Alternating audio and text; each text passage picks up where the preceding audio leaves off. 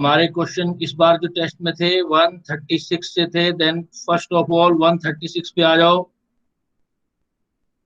136 से लेके बेटा 140 तक। 139। 136 से 140, 139।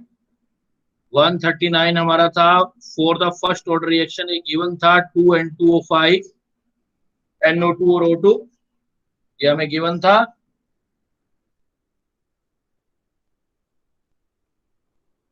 और इसमें था हमारे पास for the first order reaction the incorrect statement ढूंढना था बेटा हमको। कई बार ना जब टेस्ट देते हैं तो इन छोटी छोटी चीजों का, नीजल क्यूबल थिंग का ध्यान रखना है आपको, करेक्ट पूछ रहा है या इनकरेक्ट पूछ रहा है।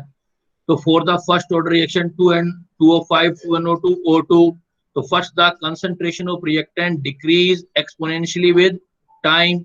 The half life of the first reaction decrease with increasing temperature. Half life of the reaction depend on the initial concentration of reactant and reaction proceed 99.6% completion in eighth half life. आपको इसमें एक idea होना चाहिए था कि ये reaction जो N2O5 वाला ही है, बैलेंसिंग से कोई फर्क नहीं पड़ता, ये तो कोफिशिएंट लगा दिया है। इट मींस आपको ये पता होना चाहिए था बेटा कि ये रिएक्शन फर्स्ट ऑर्डर है। N2O5 का रिएक्शन जो है फर्स्ट ऑर्डर है। जब चैप्टर स्टार्ट किया था तो पहला पॉइंट ही हमारा यही था कि ये जो आगे वाला कोफिशिएंट है ये कभी भी ऑर्डर डिसाइड नहीं करता, रिएक्शन देख के डिसाइड किया जाता है। तो ये रिएक्शन फर्स्ट ऑर्डर था। तो फर्स्ट ऑर्डर की जो हाफ लाइफ होती है वो इनिशियल कंसंट्रेशन पे डिपेंड नहीं करती, और ये बोल रहा था half life of the reaction depend on the initial concentration of reactant. इसका मतलब ये करेक्ट हो गया, बाकी निकालोगे तो करेक्ट आएंगे। तो आपको याद क्या रखना है अगली बार जब भी ये क्वेश्चन आ जाए तो N2O5, ये ऑर्डर चेंज नहीं होगा कभी भी। N2O5 बैलेंसिंग कैसे भी हो, अगर ये कन्वर्ट हो रहा है आपका, जो भी आपको ये रिएक्शन दिया है NO और O2 में, ये फर्स्ट ऑर्डर को फॉलो करेगा। वैसे 4 पॉइंट आप रिलेट करते तब भी पता लग जाता है कि ये फर्स्ट ऑर्डर के पॉइंट है, 4 के 4। क्लियर बेटा? Yes sir. नेक्स्ट चलो 141 सो से किसी का और। 138। वन बेटा मैं कॉल करता जा रहा हूँ, उस नंबर के एक्सक्यूज साथ मी बोलना। सर। हाँ सर एक्चुअली ना क्वेश्चन पेपर आया नहीं था बाद में, टेस्ट कंप्लीट होने के बाद। अच्छा, तो जो क्वेश्चंस थे जिनमें प्रॉब्लम थी वो देख नहीं पाए थे, तो नेक्स्ट टाइम कर सकते हैं क्या सर प्लीज़? देखो अगर सभी के साथ ये प्रॉब्लम है तो मुझे कोई इशू नहीं है। तो क्या? यस सर, नेक्स्ट टाइम कर लीजिएगा। ओके, क्योंकि अगर यस सर। शेयर शेयर नहीं हुआ है तो नेक्स्ट टाइम कर लेंगे, कोई इशू नहीं।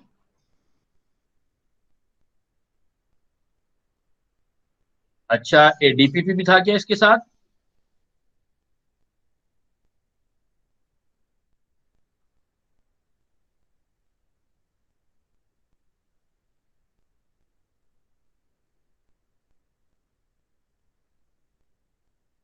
चलो डीपीपी और टेस्ट दोनों में नेक्स्ट टाइम करूंगा, बिकॉज आपका टेस्ट था तो डीपीपी हो सकता है मे भी नहीं किया हो किसी ने, या किसी ने किया हो। क्वेश्चन भी उसके मतलब टेस्ट में जो टॉपिक नहीं था उसी के थे।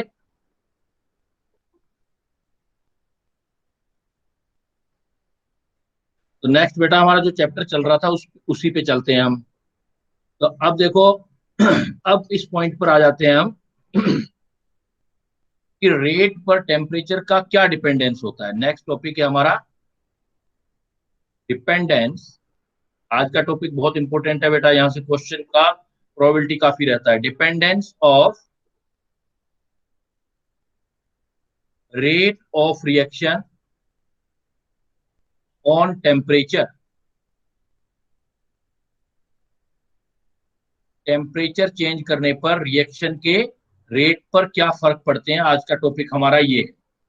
तो पहला पॉइंट तो ये है कि जो प्रैक्टिकली ऑब्जर्व हुआ है, दो टाइप से हम रेट चेक करते हैं। पहला जो हम देखते हैं टेम्परेचर का किसी भी रिएक्शन के रेट पर जो फर्क देखते हैं वो हमें प्रैक्टिकली ऑब्जर्व हुआ है। तो एक्सपेरिमेंटली क्या ऑब्जर्व हुआ है?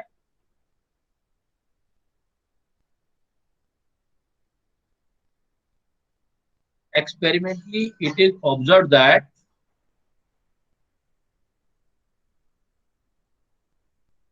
फॉर मोस्ट ऑफ रिएक्शन, ज्यादातर रिएक्शन पर अगर हम देखते हैं, for most of reaction on increasing 10 degree Celsius temperature, specially ये होता है फ्रॉम रूम टेम्परेचर से लेते हैं तो from 25 degree Celsius to 35 degree Celsius. Experimentally, it is observed that for most of reaction, on increasing 10 degree Celsius temperature, there is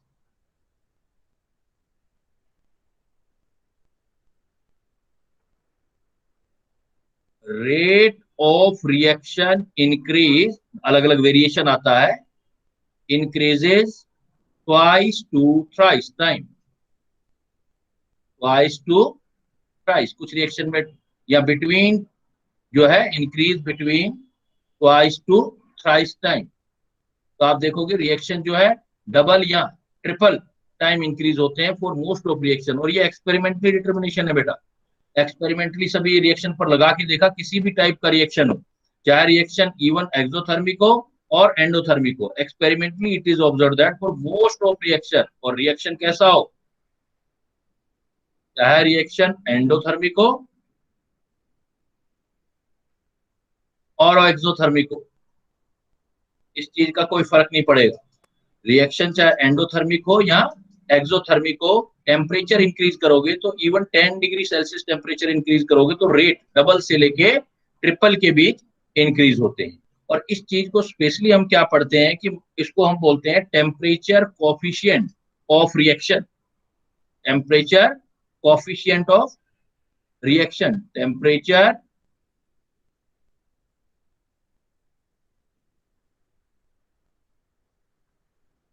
coefficient of reaction. भाई reaction पर temperature का क्या फर्क हुआ, तो ऐसा ऑब्जर्व हुआ है कि टेम्परेचर कोफिशिएंट ऑफ रिएक्शन क्या बोलते हैं, rate constant at T temperature. Suppose T temperature पर रेट कांस्टेंट लिया और rate constant at T plus 10 degree Celsius temperature पर, कोई भी टेम्परेचर है 10 डिग्री इंक्रीज किया तो इसको हम बोलते हैं टेम्परेचर कोफिशिएंट ऑफ रिएक्शन. इसकी वैल्यू जो आएगी वो ट्वाइस से थ्राइस के बीच आएगी मोस्ट ऑफ रिएक्शन के लिए, और सभी रिएक्शन के लिए नहीं, बिकॉज प्रैक्टिकल रिजल्ट अलग अलग आते हैं. लेकिन प्रैक्टिकली ऐसा ऑब्जर्व हुआ है कि हम 10 डिग्री सेल्सियस टेम्परेचर इंक्रीज करते हैं तो पहले जितना रेट कांस्टेंट होगा और बाद में 10 डिग्री चेंज करने पर, इंक्रीज करने पर जितना होगा वो डबल से ट्रिपल के बीच में होगा. या के जो स्टैंड कर रहा है वो आपका, के जो स्टैंड कर रहा है वो टेम्परेचर ये रेट कांस्टेंट को रिप्रेजेंट कर रहा है. इट मीन क्या हुआ, आपके पास एग्जाम में डेफिनेशन आएगा तो what is the temperature coefficient, तो आप क्या बोलोगे, टेम्परेचर कोफिशिएंट क्या होता है, इसका डेफिनेशन ये जो आप दे रहे हो, तो temperature coefficient is the ratio of rate constant at T plus 10 degree Celsius to rate constant at T degree Celsius. Temperature coefficient of reaction काफी इंपोर्टेंट है बेटा. टेम्परेचर कोफिशिएंट ऑफ रिएक्शन क्या होगा, rate constant T degree Celsius पर कितना है और 10 degree change कर दोगे तो कितना है. तो इंटरेस्टिंग पॉइंट ये आया कि जब 10 डिग्री सेल्सियस जो each 10 degree Celsius temperature increase करते हैं तो उससे टेम्परेचर कोफिशिएंट डबल से ट्रिपल आता है. मतलब रेट जो है रिएक्शन के वो डबल से लेके ट्रिपल तक, मतलब 100% से 200% तक इंक्रीज हो गया. डबल होने का मतलब 100% इंक्रीज हो गया, 3 का मतलब 200% इंक्रीज हो गया. तो ट्वाइस से लेके थ्राइस तक ये चेंजेस आपके आते हैं. तो अब आपका ये तो प्रैक्टिकल रिजल्ट है बेटा. प्रैक्टिकल रिजल्ट पर क्या लिखेंगे, सपोज एज एग्जांपल 203 डिग्री 200 और 300 डिग्री 200 टाइम परसेंटेज या 3 क्यू से बोला. सपोज हमारे पास कोई रिएक्शन है, ये रिएक्शन है, रिएक्टेंट से ये प्रोडक्ट बन रहा है. क्लियर. अब पहले टेम्परेचर था suppose at 25 degree Celsius. As 25 degree Celsius पर हमने नोट किया इसका रेट कांस्टेंट आया सपोज के 1 जो आया वो आया रेट कांस्टेंट के. अब क्या मैंने क्या कर दिया, 10 डिग्री सेल्सियस इंक्रीज कर दिया, 35 डिग्री सेल्सियस नोट किया तो K2 आएगा जो ट्वाइस से लेके थ्राइस. तो मोस्टली ट्वाइस होता है, कुछ नहीं दिया हो तो ट्वाइस ले लेंगे. तो K2 कितना हो जाएगा, पहले K था तो डबल, ट्वाइस का मतलब डबल, तो कितना हो गया 2K. तो इंक्रीज कितने का आ गया, चेंज इन टेम्परेचर कितना किया अब आपने, देखो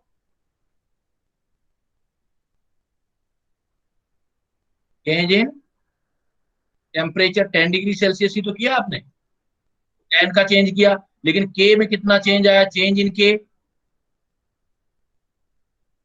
कितने का हो गया, के का चेंज आ गया, बाद में 2 के हो गया, पहले 1 के था तो कितने का चेंज आया, के का, तो इंक्रीज कितना हुआ, इंक्रीज मतलब पहले के 1 कितना था, अब कितना आया, तो चेंज इन के, डेल्टा के बोल देते हैं इसको, चेंज इन के, पहले वाले के में इंटू 100, तो चेंज कितना कह रहा है वो, चेंज कितने का आया है, के का, पहले इनिशियल कितना था, के 1 लिख देता हूं मैं, पहले इनिशियल के 1 था, चेंज आया डेल्टा की, तो के और चेंज आ गया, 2 के हो गया ना, तो के इंटू 100, तो कितना परसेंट हो गया, देखो 100% इंक्रीज हो गया, तो आपका ट्वाइस इंक्रीज हुआ तो इसका मतलब 100% इंक्रीज हो गया, तो ये प्रैक्टिकल रिजल्ट है बेटा। तो एक्सपेरिमेंटली मोस्ट ऑफ रिएक्शन याद रखना, इवन एंडोथर्मिक या एक्सोथर्मिक, एक्सो एंडो में ये मत कर देना कि एक में बढ़ेगा एक में घटेगा, वो इक्विलिब्रियम कांस्टेंट में होता है, it is not possible in rate constant, this K is the rate constant and another K जो आपने 11th में पढ़ा है वो है इक्विलिब्रियम कांस्टेंट, इक्विलिब्रियम कांस्टेंट होता है तो एंडो एक्सो देखना पड़ता है, बट इन रेट कांस्टेंट जब भी होगा टेम्परेचर इंक्रीज करोगे तो रेट कांस्टेंट का वैल्यू इंक्रीज होगा, कितना इंक्रीज होगा, 2 से 3 टाइम इंक्रीज होगा, दूसरे वो गिवन होगा आपको कि ट्वाइस इंक्रीज हो रहा है या थ्राइस, जो ये इंक्रीज होता है इस चेंज को हम टेम्परेचर कोएफिशिएंट ऑफ रिएक्शन बोलते हैं। तो अब बेटा आता है इसकी प्रॉब्लम, जब भी आपके पास इसका प्रॉब्लम आएगा, क्योंकि आना ही है इंपॉर्टेंट है, तो कैसे प्रॉब्लम आएगा, तो इसके लिए मैं हिंट लिख रहा हूं आपको, you can solve by this case hint, जब भी आपके पास आ जाए आप लिखोगे के new is equal to K old into temperature coefficient, जो भी दिया जाए इंटू टेम्परेचर कोएफिशिएंट, और यहां पर लिखोगे आप total change in temperature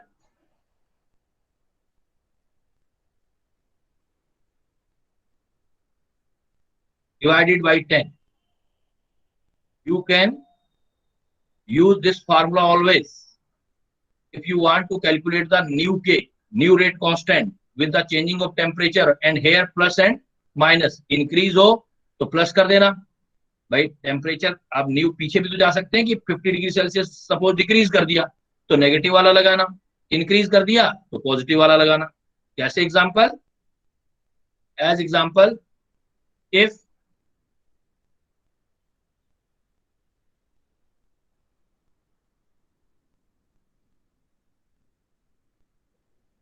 temperature is increased from 25 degree Celsius to 50 degree Celsius for a given reaction. If temperature is increased from 25 degree Celsius to 50 degree Celsius for a given reaction, reactant to product, then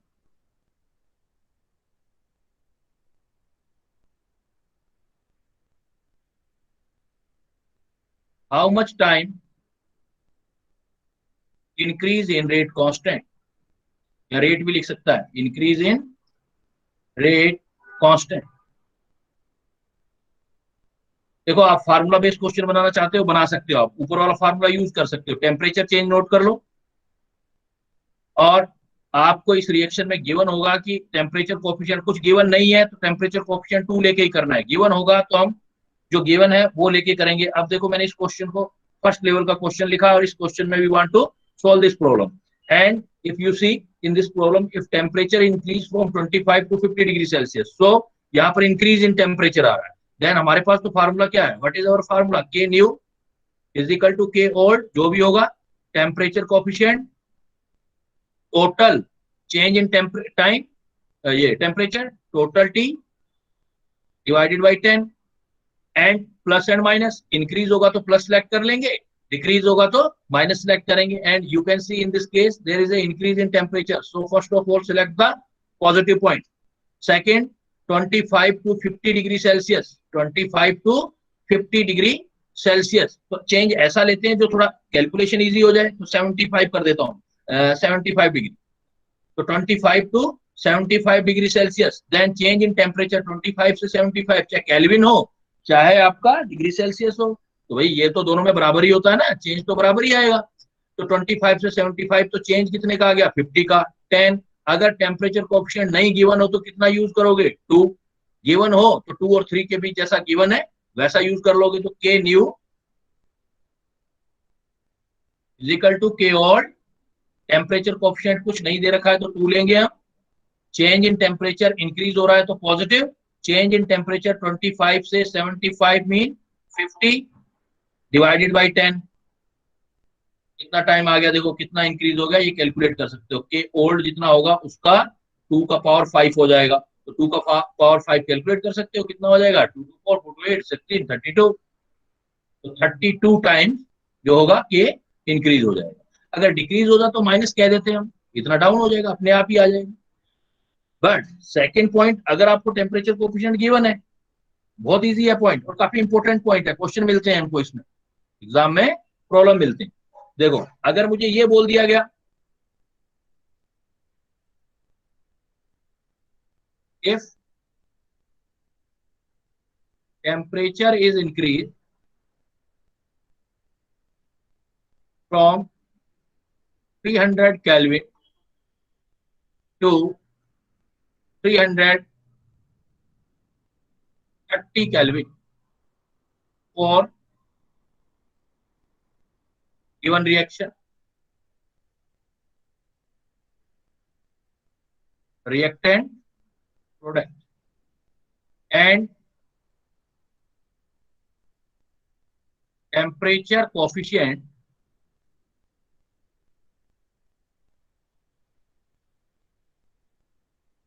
of this reaction is 3, reaction is 3 या 2.5 कर दिया suppose में। अब देखो calculate करना है आपको। अब if you notice that there is a change in temperature 300 Kelvin to 330 Kelvin, it means there is a difference of 30 Kelvin या 30 डिग्री सेल्सियस, क्या डिफरेंस होगा वो तो सेम ही आएगा। एंड टेम्परेचर कोएफिशिएंट गिवन है इस बार, temperature coefficient 2.5, so what is the K new, now K new is equal to K old temperature coefficient total temperature change divided by 10. Now you can calculate the answer, K new is equal to K old, temperature coefficient is 2.5 and power 300 से 30, difference increase में है 30 का, divided by 10, तो this one, ये आपका answer आ जाएगा। K new जो होगा K old 2.5 का पावर 3 ले लेंगे। क्लियर बेटा, कोई डाउट? तो ये क्या कर रहे हैं हम, क्या पढ़ने जा रहे हैं, we are going to study about the effect of temperature on reaction for most of reaction, either I am saying again, either exothermic reaction or endothermic reaction. Mostly, K will be increased with the temperature. There are rare cases in which, on increasing temperature, K will be decreased. And how can we calculate experimentally? When we can determine with the help of temperature coefficient. अगर temperature coefficient given है तो हम ऐसे कर सकते हैं। एक तरीका और है बेटा इसका टेम्परेचर का इफेक्ट देखने का, एक तरीके की और प्रॉब्लम आते हैं, वो सेकंड टाइप होगा, बिकॉज यू नो मैंने यहां पर आपका जब स्टार्ट किया इस पॉइंट को, मैंने देखो इस पॉइंट को जब स्टार्ट किया, ये लिखा ए, लिखा है मैंने A, dependence of rate of reaction on temperature, first part है ए, एक्सपेरिमेंटली। ये जो बात की थी ये तो एक्सपेरिमेंट से आया है, बट आप इंपेरिकली भी कैलकुलेट करते हो फिर भी हमें नियर अबाउट आंसर मिलते हैं। वो कैसे कैलकुलेट करते हैं, प्रॉब्लम दोनों तरीके से आती है हमारी।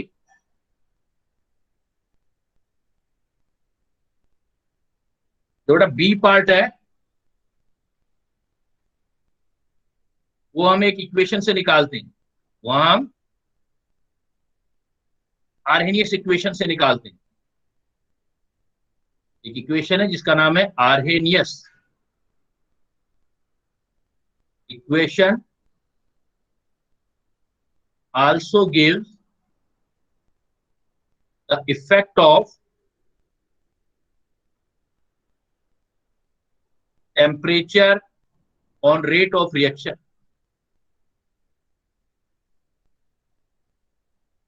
अभी आर्हेनियस इक्वेशन का डिटेल भी बताऊंगा मैं। Arrhenius equation also give the effect of temperature on reaction.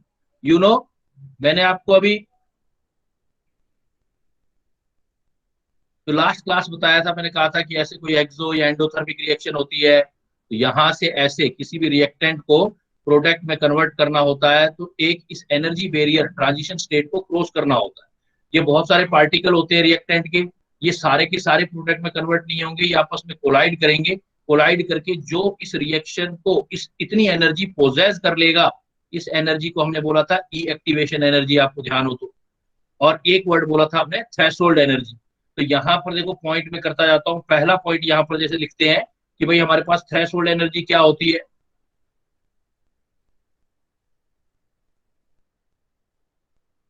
Threshold energy, तो थ्रेशोल्ड एनर्जी क्या है, जो रिएक्टेंट मोलिक्यूल होते हैं, तो रिएक्टेंट मोलिक्यूल आपस में कोलाइड करते हैं, और कोलाइड करके उनमें से कुछ इफेक्टिव कोलिजन होती है, जिससे ये ट्रांजिशन इतनी एनर्जी मिल जाएगी, ये ट्रांजिशन स्टेट को क्रॉस कर जाएंगे, तभी ये प्रोडक्ट में कन्वर्ट होने की प्रोबेबिलिटी रखते हैं। तो ये जो एनर्जी चाहिए हमें, इस एनर्जी को तो हम क्या बोलेंगे, the minimum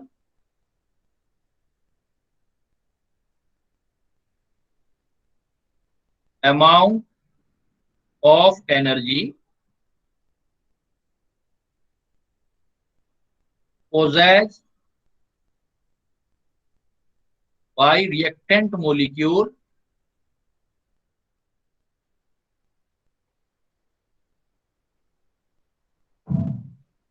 to undergo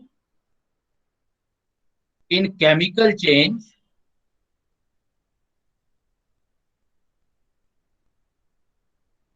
for formation of product,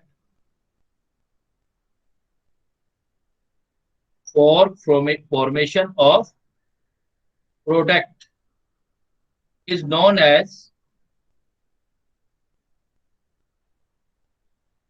threshold energy।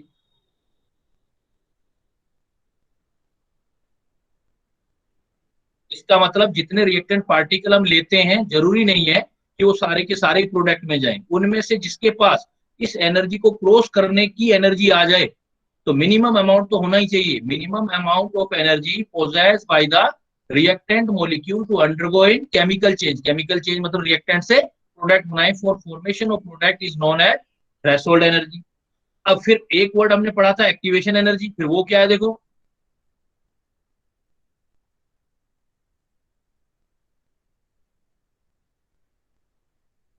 अब एक्टिवेशन एनर्जी क्या होगी, ई ए। ये थ्रेशोल्ड एनर्जी सपोज आ गई आपकी टीई। तो एक्टिवेशन एनर्जी क्या है कि पार्टिकल के पास कुछ ना कुछ तो एवरेज एनर्जी होती है अपने पास, लास्ट क्लास में हमने पढ़ा, अलग अलग पार्टिकल के पास अलग अलग होगी, लेकिन एवरेज निकाल लेंगे तो कुछ एवरेज एनर्जी होगी, और इसको क्रॉस करने के लिए जितना एक्स्ट्रा एनर्जी इसको प्रोवाइड करनी पड़ेगी बाई कोलिजन, वो थ्रेशोल्ड एनर्जी को ऑब्टेन करने के लिए कितनी एक्स्ट्रा एनर्जी इसको प्रोवाइड करनी पड़ेगी बाई कोलिजन, वो उसकी एक्टिवेशन एनर्जी होती है। तो एक्टिवेशन एनर्जी क्या होगा, it is the amount of energy, it is the amount of energy possess, या आप जो भी मोलिक्यूल जो ले रहे हो वो अपना पोजेस करेगा, या उसको मतलब रिक्वायर है, it is the amount of energy required और provided to reactant molecule,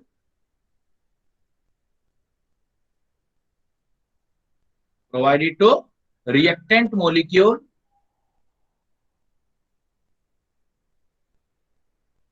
is the amount of energy required or provided to reactant molecule। किससे होगा वो प्रोवाइड, किससे होंगी, बाय कोलिजन, आपस में टकराएंगे मोलिक्यूल, अभी एक थ्योरी करेंगे हम। Reactant molecule by collision to attain threshold energy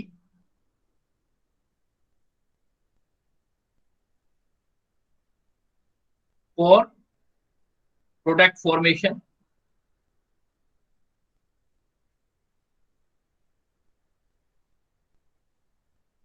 is known as activation energy।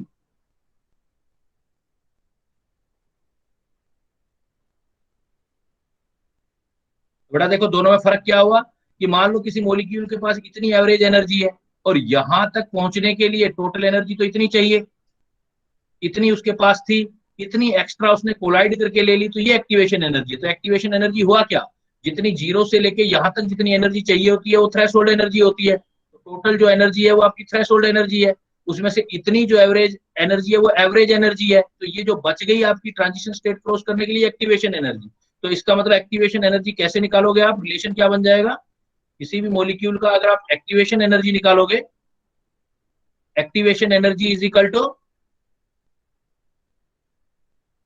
Threshold energy minus average energy, सब किसकी, सब ये रिएक्टेंट की। तो एक्टिवेशन एनर्जी और थ्रेशोल्ड एनर्जी में रिलेशन ध्यान रखना है।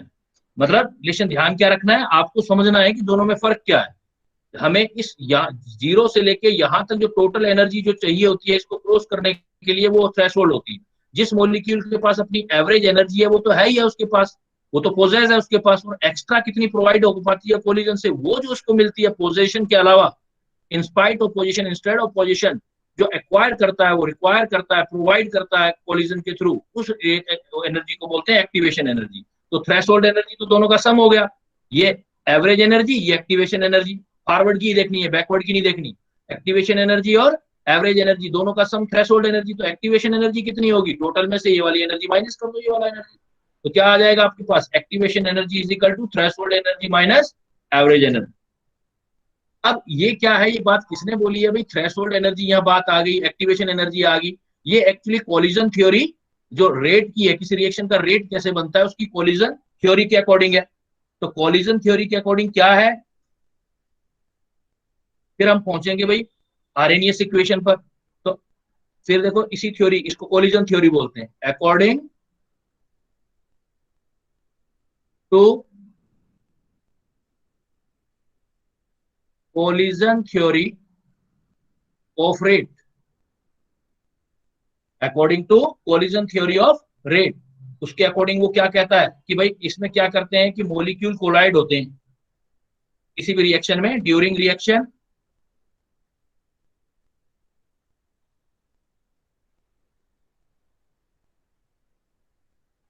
Reactant molecule collide to each other. Collide होने पर क्या होता है कि कुछ रिएक्शन, कुछ मॉलिक्यूल ऐसे होते हैं जो जिनके पास इतना थ्रेशोल्ड एनर्जी पोजेस हो जाता है, सभी नहीं, जितना भी molecule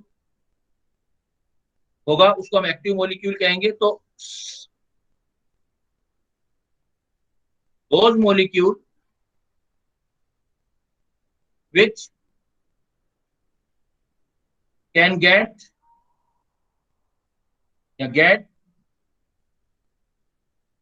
equal or greater energy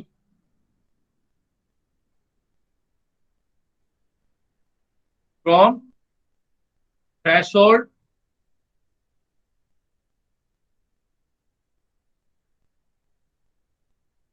those molecule which get equal or greater than energy from threshold are considered to make effective collision।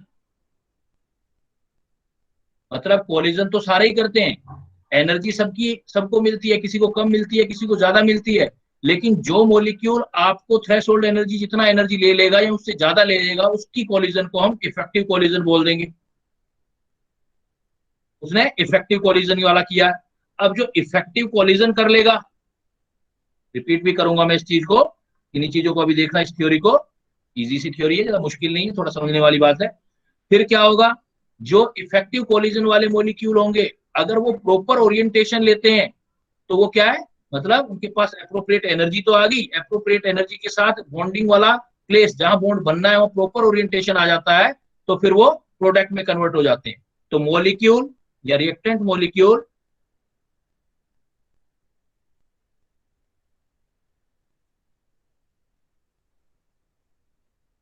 with effective collision with effective collision if in proper orientation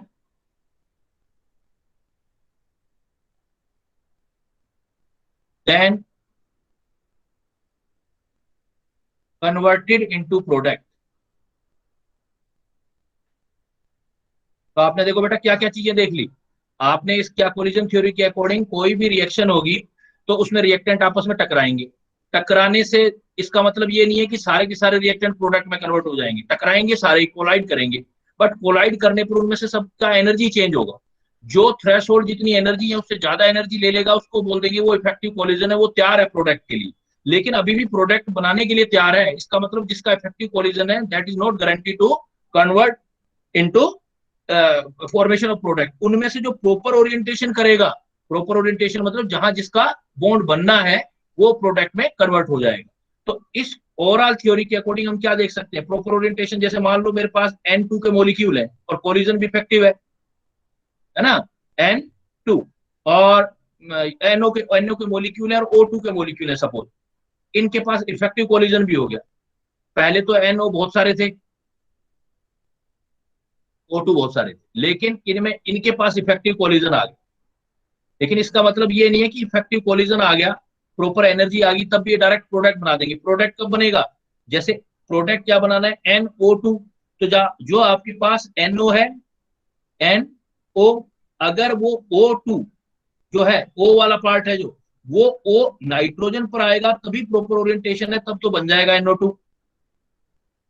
ये तो correct orientation है। अगर O इस तरफ से आया, O से टकराया, तो इवन इफेक्टिव कोलिजन था लेकिन O से बॉन्ड तो बनाना नहीं है उसने, तो ये प्रॉपर ओरिएंटेशन नहीं है, ये आपका प्रॉपर ओरिएंटेशन है। तो कुल मिला के किसी भी रिएक्शन के लिए तीन चीजें बहुत जरूरी है। एक तो कोलिजन होना चाहिए, और कोलिजन भी कैसा होना चाहिए, इफेक्टिव कोलिजन होना चाहिए। इफेक्टिव मतलब उसके पास एटलीस्ट थ्रेशोल्ड एनर्जी जितना, मतलब उसके पास एक फ्रैक्शन ऑफ मॉलिक्यूल के पास एनर्जी होना चाहिए जिससे वो प्रोडक्ट में कन्वर्ट हो, और उनके पास भी प्रॉपर ओरिएंटेशन होना चाहिए।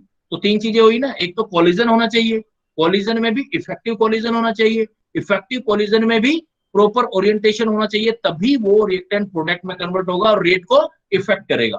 तो ओवरऑल नेट रिजल्ट में समराइज करूं तो ऐसे लिख सकता हूं ना, किसी भी रिएक्शन का rate,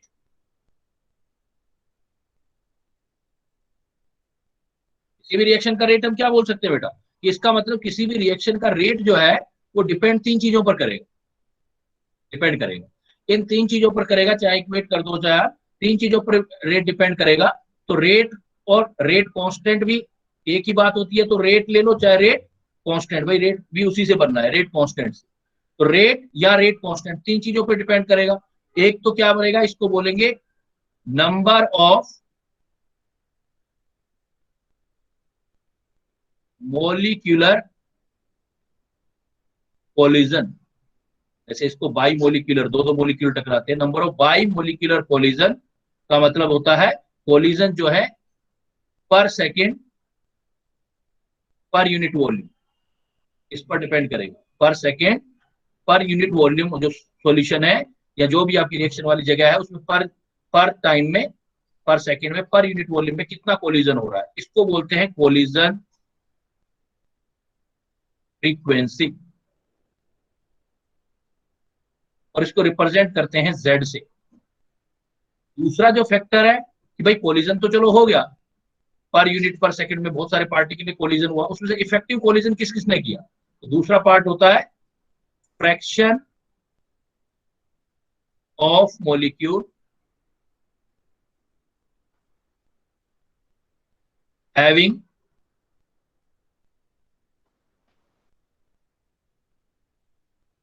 activation energy at least equal और मोर होनी चाहिए, जितना चाहिए उतनी एनर्जी है उससे ज्यादा है तो उसको बोलते हैं fraction of bowling molecule having activation energy. तो ये जो एक्टिवेशन एनर्जी है इसको मैथमेटिकली हम बोलते हैं फ्रैक्शन, जो निकाला जाता है ये फिर यहाँ पर काइनेटिक थ्योरी ऑफ गैसेस लगती है, स्टेट्स ऑफ मैटर, ये फ्रैक्शन होता है exponential E A upon RT। मतलब ये वाली चीज का मतलब है fraction of molecule having activation energy, जिसके पास प्रॉपर एनर्जी है, मतलब इसको क्या बोलोगे, जो आपकी इफेक्टिव कोलिजन दिखा रहा है, तो सेकंड पॉइंट क्या था आपका, इफेक्टिव कोलिजन। इफेक्टिव कोलिजन को मैथमेटिकली कैसे करेंगे ये लिखेंगे पार्ट, कोलिजन फ्रीक्वेंसी Z। और थर्ड फैक्टर क्या पढ़ा था, प्रॉपर ओरिएंटेशन होना चाहिए, प्रॉपर ओरिएंटेशन। और ये प्रोबेबिलिटी वाली बात है, तो इसलिए इसको प्रोबेबिलिटी फैक्टर बोलते हैं, तो पी से लिख लीजिए। तो तीन चीजें जरूरी है बेटा, किसी भी रिएक्शन का रेट कांस्टेंट या रेट मतलब के तीन चीजों से बनेगा। किससे बनेगा, जेड से, कोलिजन फ्रीक्वेंसी से, कोलिजन कितनी हो रही है, और उसमें से इफेक्टिव कोलिजन कितना हो रहा है, E minus E upon R T, और प्रॉपर ओरिएंटेशन कितना है, उसकी प्रोबेबिलिटी कितनी है। तो तीनों को मिला देंगे तो एक इक्वेशन बन जाएगा बेटा।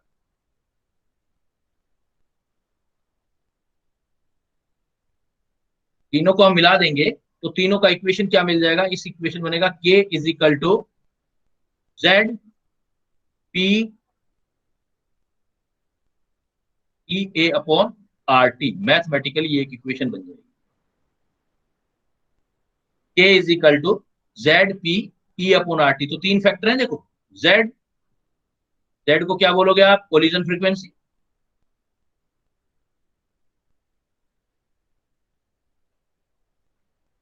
P probability factor,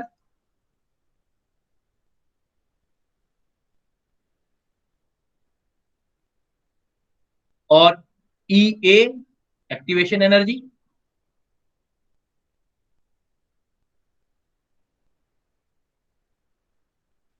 T absolute temperature.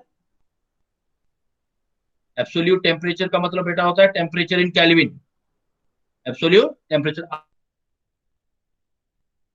R वही गैस कांस्टेंट वाला लगेगा। तो अब क्या है कि ये कोलिजन फ्रीक्वेंसी और प्रोबेबिलिटी फैक्टर कैरेक्टरिस्टिक है किसी रिएक्शन के, तो इनका प्रोडक्ट भी कांस्टेंट ले सकते हो। इफ जेड और पी को हम एक नया कांस्टेंट बना लेते हैं ए, तो जो ए है इसको नया कांस्टेंट बोल देते हैं, जेड और पी का प्रोडक्ट ए। तो यही इक्वेशन क्या बन जाएगी हमारी, K is equal to A E E A upon R T. ये आपको बताएगी कि रेट कांस्टेंट पर टेम्परेचर का क्या इफेक्ट आएगा, K is equal to A E A upon R T. तो इस इक्वेशन को बोलते हैं हम, ये जो इक्वेशन बनाया हमने, इसी इक्वेशन को बोलते हैं आर्हेनियस इक्वेशन। बहुत इंपॉर्टेंट है बेटा, आपका क्वेश्चन सारा कुछ डेरिवेशन करने के बाद सारा फोकस इस इक्वेशन पर कर लेना, रट लेना चाहे तो। इस इक्वेशन को क्या बोलते हैं, दिस इक्वेशन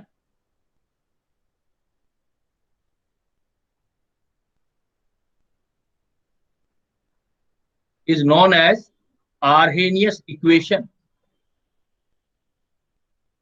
Arrhenius equation। और Arrhenius equation बताती क्या है, it tells about the effect of absolute temperature, absolute temperature मतलब केल्विन में temperature, absolute temperature on rate constant, या रेट भी कह सकते हो, रेट कांस्टेंट। थ्योरेटिकली, प्रैक्टिकली बात नहीं कर रही है हम, कैसी बात कर रहे हैं, थ्योरेटिकली। प्रैक्टिकली तो देख चुके पहले टेम्परेचर का इफेक्ट, और इसका मतलब ये इक्वेशन आपको के पर टेम्परेचर का इफेक्ट बता रही है। तो इसमें अब यहां से क्वेश्चन बनने स्टार्ट हो जाते हैं।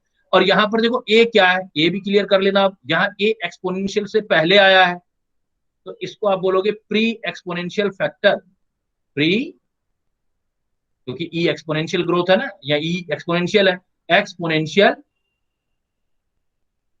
फैक्टर। और ए जो है exponential factor, pre exponential factor, या आरेनियस फैक्टर भी बोलते हैं इसको।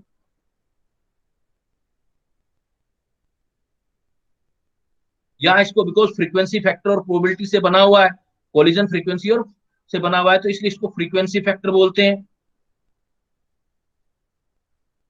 बहुत सारे नाम है इसके, फ्रीक्वेंसी फैक्टर, क्योंकि कोलिजन फ्रीक्वेंसी और प्रोबेबिलिटी फैक्टर से बना हुआ है, कोलिजन फ्रीक्वेंसी और प्रोबेबिलिटी फैक्टर से बना हुआ है, so it is also called frequency factor. तो किसी भी रिएक्शन का जो के रेट कांस्टेंट है वो टेम्परेचर पर डिपेंड करता है। बट इसमें ये ध्यान रखना है, जब ये इक्वेशन यूज कर रहे हो तो ये थियोरेटिकली बता रहे हो, तो थियोरेटिकली में एक अजम्पशन है। पहला पॉइंट, अजम्पशन क्या है कि temperature only affect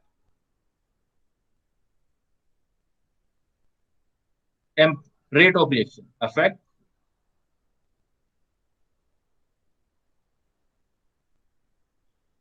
temperature only affect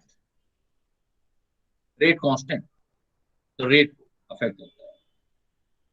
ये अजम्पशन है, ये बात अजम्पशन ली गई थी because theoretical relation, temperature only affect rate constant, not affect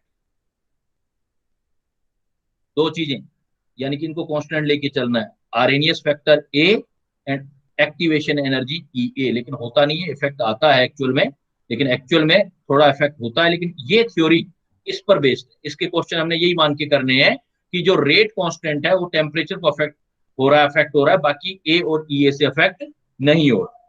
तो कैसे निकाल सकते हो बेटा फिर रिलेशन, कैसे बता सकते हैं कि टेम्परेचर का क्या इफेक्ट आएगा? तो पहला पॉइंट, सारा कुछ आपने इस इक्वेशन से निकालना है। अब ये सब कुछ इक्वेशन है इस टॉपिक के लिए अब आपकी।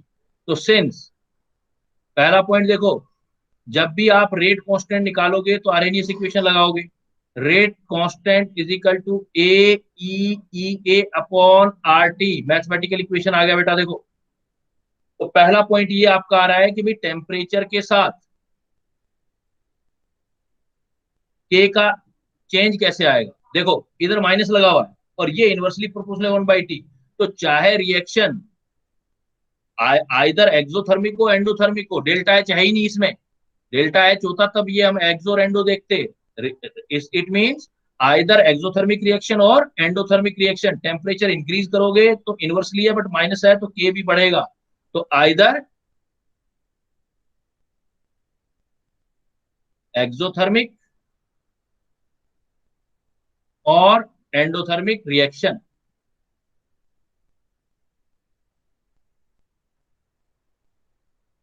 आइदर एक्सोथर्मिक हो और एंडोथर्मिक रिएक्शन, किसी भी टाइप का रिएक्शन हो, टेम्परेचर इंक्रीज करोगे तो के इंक्रीज होगा एक्सपोनेंशियली,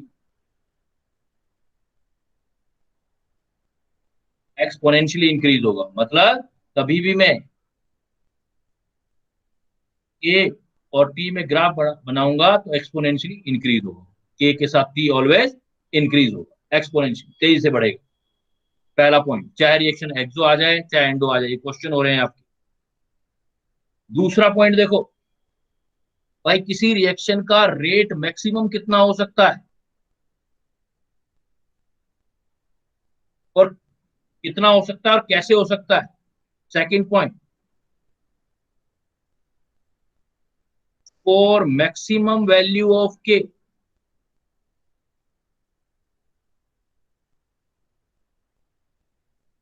मतलब रेट, देखो मैक्सिमम वैल्यू ऑफ के कितना आ सकता है, तो साफ पता लग रहा है इधर देखो, टेम्परेचर इंक्रीज होता चला जाएगा तो के भी बढ़ता जाएगा, लेकिन मैक्सिमम कितना, तो थियोरेटिकली ही सोच सकते हैं ना, प्रैक्टिकली तो नहीं, थियोरेटिकली बात कर रहे हैं। तो मैक्सिमम कब हो सकता है, दो केसेस में हो सकता है। एक तो मैक्सिमम कब कब हो सकता है, इफ टेम्परेचर जो हो जाए वो इन्फिनाइट हो जाए, टेम्परेचर इन्फिनाइट हो जाए तो उससे क्या होगा, देखो इन्फिनाइट हो जाएगा तो के, भाई ज्यादा से ज्यादा टेम्परेचर कितना हो सकता है, प्रैक्टिकली के साथ साथ वैसे भी सोचते जाओ ना थियोरेटिकली, टेम्परेचर बढ़ाओगे के बढ़ेगा, मैक्सिमम टेम्परेचर थियोरेटिकली सोचो कितना हो सकता है, इन्फिनाइट, तो के कितना आ जाएगा, मैथमेटिकली सोल्व करो, K is equal to A E E A upon R, यहां आ गया इन्फिनाइट टेम्परेचर की वैल्यू, इन्फिनाइट केल्विन ले लिया सपोज मैंने, तो इन्फिनाइट केल्विन ले लिया तो इन्फिनाइट टेम्परेचर हो गया, तो इन्फिनाइट से इसको डिवाइड करूंगा तो ये क्या हो जाएगा हमारे पास,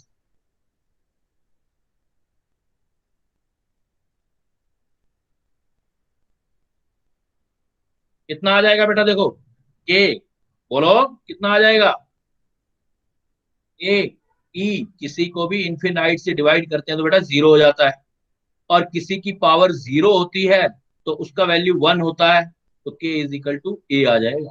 तो मैक्सिमम रेट कब हो सकता है, किसी भी रिएक्शन का मैक्सिमम रेट जब टेम्परेचर इन्फिनाइट हो जाए, और वो कितना मैक्सिमम होगा, वो उसके ए के बराबर होगा। किसी भी रिएक्शन का रेट कांस्टेंट मैक्सिमम उसके प्री एक्सपोनेंशियल फैक्टर के इक्वल हो सकता है। सुन रहे हो बेटा मेरी बात, आवाज आ रही है, रिस्पॉन्स करते जाओ बीच में। आर्हेनियस इक्वेशन से सारे क्वेश्चन सोल्व करने हैं। हम ये देख रहे हैं कि मैक्सिमम के कितना होगा, मैक्सिमम के तब हो सकता है, पहला पार्ट कि अगर हम टेम्परेचर इन्फिनाइट कर दें, मतलब प्रैक्टिकल बात नहीं है, इन्फिनाइट में कोई लिमिट नहीं है ना, टेम्परेचर इन्फिनाइट हो जाएगा तो किसी भी रिएक्शन का रेट मैक्सिमम हो जाएगा और ए के बराबर हो जाएगा। या दूसरा क्या हो सकता है, एक्टिवेशन एनर्जी देखो वो जीरो कर दो, और सेकंड पार्ट हो सकता है इफ एक्टिवेशन एनर्जी जीरो। ये भी थियोरेटिकल बात होती है, किसी रिएक्शन के लिए एक्टिवेशन एनर्जी जीरो नहीं होती है, सिर्फ रिकॉम्बिनेशन ऑफ फ्री रेडिकल के लिए हो सकती है, बाकी किसी के लिए नहीं होती एक्टिवेशन एनर्जी जीरो। अगर किसी का एक्टिवेशन एनर्जी जीरो हो जाए तो K is equal to A E zero upon R T. तो वापस देखो किसी की पावर जीरो हो गया तो K is equal to A, E is equal to zero हो गया, और के ई की पावर जीरो का वैल्यू वन होता है तो वापस के इज इक्वल टू ए हो जाए। तो क्लियर, आर्हेनियस इक्वेशन क्या बताता है आपको, टेम्परेचर का इफेक्ट बताता है, टेम्परेचर केल्विन में लेना है, टेम्परेचर का इफेक्ट के ऊपर बताता है। तो कैसे बताता है कि टेम्परेचर जितना ज्यादा बढ़ता जाएगा के बढ़ता जाएगा, टेम्परेचर इन्फिनाइट कर दो के मैक्सिमम हो जाएगा ए के बराबर, ये मैक्सिमम रेट है, ए के बराबर आ जाएगा तो मैक्सिमम रेट। लेकिन इस बात को आप एक्टिवेशन एनर्जी से भी एक्सप्लेन कर सकते हो। If we take the activation energy zero for any reaction theoretically then its rate is maximum and equal to A. तो दो कंडीशन में किसी रिएक्शन का रेट जो है वो मैक्सिमम हो सकता है। पहला क्या कंडीशन है बेटा, टेम्परेचर इन्फिनाइट। सेकंड केस क्या है, जब आपका एक्टिवेशन एनर्जी जीरो हो जाए। Clear,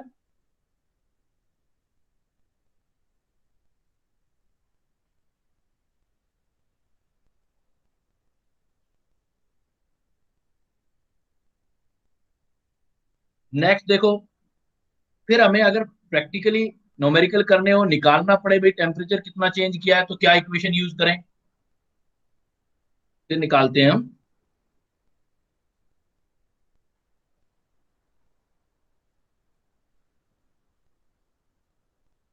calculation of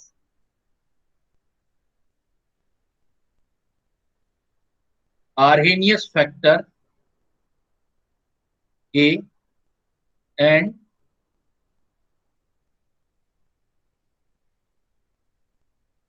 activation energy E A. आपको एक्टिवेशन एनर्जी और आरएनएस फैक्टर ए का वैल्यू निकालना है। इन दोनों को कंबाइन में हम बोल देते हैं, दोनों को मिला के ए और ई को ये बोलते हैं आरएनएस पैरामीटर, आरएनएस पैरामीटर। तो आरएनएस पैरामीटर, किसी रिएक्शन के आरएनएस पैरामीटर निकालने हो ए ई ए, तो भी आप इसी इक्वेशन से कैलकुलेट कर सकते हैं। कैसे कैलकुलेट कर सकते हैं, let's see. We know that Arrhenius equation is equal to K is equal to A E E A upon RT। अब अगर मैं ये मैथमेटिकल का फार्मूला आता होगा कि आपको, अगर मैं ये A इधर ले जाऊं तो क्या हो जाएगा, K अपॉन A, इधर क्या रह जाएगा बेटा, E A अपॉन RT। अगर मैं नेचुरल लॉग ले लूं दोनों side, on taking log, L N लिख दिया तो natural log from both side. तो natural log K upon A, natural log इसका E A upon R T. तो ये नेचुरल लॉग एक्सपोनेंशियल में आ जाता है तो ये खत्म हो जाएगा और ये वैल्यू सामने आ जाएगी। तो क्या फार्मूला आ गया, natural log K upon A is equal to minus E A upon R T. Power हट जाएगी, मतलब इसका एक्सपोनेंशियल हटाना चाहते हो तो इधर नेचुरल लॉग लगा दो, सीधा सा पढ़ा होगा बहुत जगह, जब आप थर्मोडायनेमिक्स और वो सब कर चुके हो तो उसमें आता रहता है। नेचुरल लॉग इतना आ गया तो इस लॉग को हम वापस लिखते हैं, ओपन करते हैं, तो natural log K minus natural log A is equal to क्या हो गया, minus E A upon R into one by T. आप नेचुरल लॉग के को इधर ले जाओ और ए को वापस ले आओ इधर, A minus E A upon R into one by T. तो ये एक इक्वेशन बन गया, देखो आप, log K is equal to natural log A minus E A upon R T. तो ये एक मैथ की इक्वेशन है बेटा, जो कि आपको स्ट्रेट लाइन देगा। ये आपका इक्वेशन आ गया। तो ये इक्वेशन क्या है, सपोज ये वाई एक्सिस पर ले लेते हैं, तो ये कांस्टेंट चीज है सी, ये ए अपॉन आर टी आ गया एम, और ये एक्स। तो स्ट्रेट लाइन अब ग्राफ बनाओगे तो लॉग, नेचुरल लॉग के, अब वो डिपेंड करता है नेचुरल लॉग के का बना रहे हो ग्राफ, किसका बना रहे हो। सपोज नेचुरल लॉग के और 1/t के बीच ग्राफ बनाओ आप, तो 1/t और नेचुरल लॉग के बीच बनाओगे तो ये इंटरसेप्ट सी जो होता है वो इंटरसेप्ट होता है, तो इंटरसेप्ट तो पॉजिटिव आ गया, और स्लोप एम में आपका स्लोप वो आपका नेगेटिव आ गया। तो इंटरसेप्ट पॉजिटिव, मतलब ये ग्राफ ऐसे जाएगा, स्ट्रेट लाइन ग्राफ होगा, लेकिन इंटरसेप्ट पॉजिटिव स्लोप नेगेटिव। तो ये जो इंटरसेप्ट आया आपका, ये सी की वैल्यू है, और जो स्लोप आएगा आपका, स्लोप कितना है, जो टेन थीटा होता है, तो स्लोप कितना है, minus E upon R T. और इधर सी कितना है आपका, नेचुरल लॉग ए। तो लॉग ए की वैल्यू कैलकुलेट हो जाएगी, और स्लोप का वैल्यू आ जाएगा minus E upon R T. Slope tan theta है, टेन थीटा से हम वैल्यू निकाल लेंगे। या आप इसको और ओपन कर सकते थे, लॉग को ओपन करोगे तो 2.303 लॉग के आएगा, is equal to 2.303 log A हो जाएगा, minus E A upon R 1/t। 2.303 से सारे को डिवाइड कर दो तो log K is equal to log A minus E A upon 2.303 R आ गया, इंटू 1/t। अब ये देख लेना, कोई फर्क नहीं है ग्राफ में, ग्राफ है किसके बीच, ये नेचुरल लॉग के और 1/t के बीच है, ये लॉग के और 1/t के बीच होगा तब भी ग्राफ ऐसे आ जाएगा। बेस 10 पर ले लिया, लॉग के 1/t, स्ट्रेट लाइन ऐसे आएगी। तो इसमें भी ये इंटरसेप्ट आ जाएगा सी, इंटरसेप्ट की वैल्यू से लॉग ए की वैल्यू आ जाएगी, और स्लोप लोगे जो आप, स्लोप आपका आ जाएगा minus E A upon 2.303 R. तो यहाँ स्लोप की अगर वैल्यू आ जाए तो ई अपॉन 2.303 आर, और लॉग ए से वैल्यू आप कैलकुलेट कर सकते हो, निकाल सकते हो कि एक्टिवेशन एनर्जी कितना है और ए का वैल्यू आपका कितना है।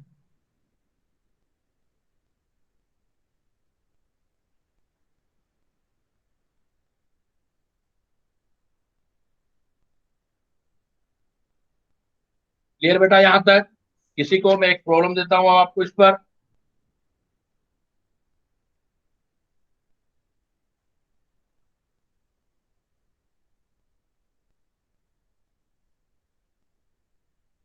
सपोज हमें ये प्रॉब्लम गिवन है, फ्लो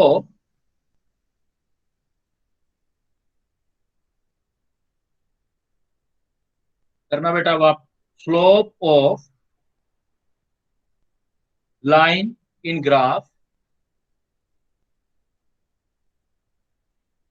log के वर्सेस 1/t इज, कोई वैल्यू ले लेते हैं, -5841। Calculate the value of activation energy in kilojoule. Slope of line in graph between log k versus 1/t is -5841। Calculate the value of activation energy in kilojoule।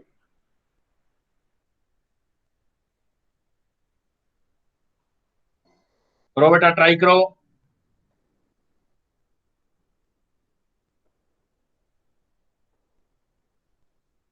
ऊपर वाला concept ही है।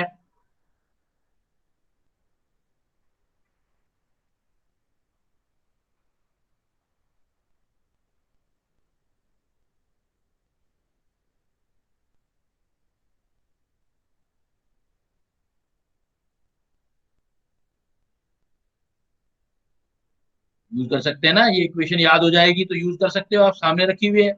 log के दिया है, नेचुरल log तो नहीं दिया, natural log देता तो नेचुरल log वाला यूज करते, तो क्या आएगा, log k is equal to log a minus E A upon 2.303 r 1/t, है ना।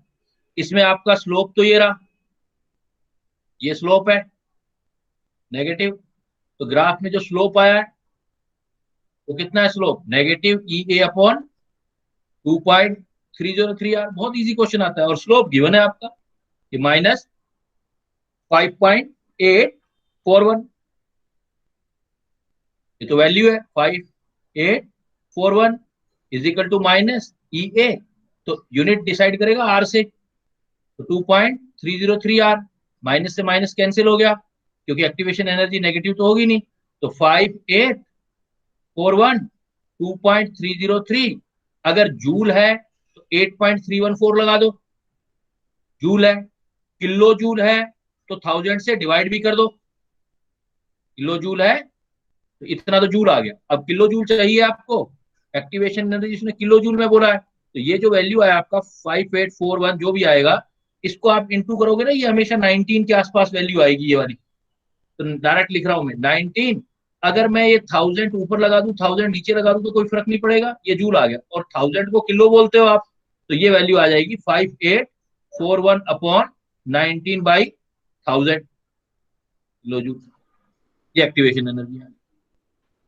इस टाइप से आप एक्टिवेशन एनर्जी भी जो है कैलकुलेट कर सकते हो। तो टेम्परेचर का तो इफेक्ट देख ही रहे हैं के ऊपर, और साथ में देखो हम क्या चीज निकाल रहे हैं, हम इससे एक्टिवेशन एनर्जी भी कैलकुलेट कर सकते हैं। इससे हम जो है ए का वैल्यू, आरएनए स्पेक्ट्रा है उसका वैल्यू भी कैलकुलेट किया जा सकता है, ये चीजें भी कैलकुलेट हो सकती हैं।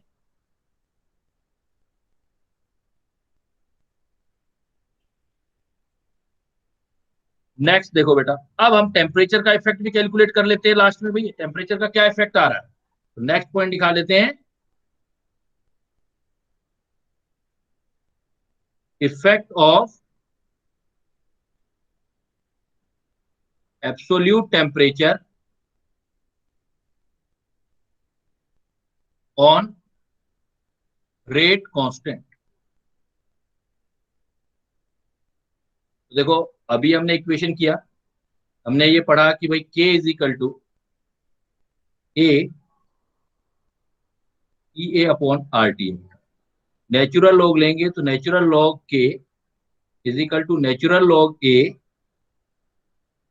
ई ए अपॉन आर 1/t आएगा, और लॉग लेंगे तो log k is equal to log A minus E A, तो 2.303 आ जाएगा यहाँ 1/, ये एक इक्वेशन है, अभी ऊपर भी पढ़ी हमने, बार बार बात कर रहे हैं, y is equal to C minus M X. तो यहां पर अगर ग्राफ खींचूंगा मैं तो स्ट्रेट लाइन ग्राफ आएगा, ये भी अभी हमने ग्राफ बनाया, लॉग के इधर ग्राफ लिया 1/t के बीच, आपका स्ट्रेट लाइन ग्राफ आया, इसका स्लोप नेगेटिव। तो इस पॉइंट को जरा पढ़ना बेटा, इधर जा रहे हो आप, देखो इधर देखो, इधर से इधर जा रहे हो आप, तो 1/t इंक्रीज हो रहा है, तो 1/t इंक्रीज हो रहा है तो t तो डिक्रीज हो रहा है।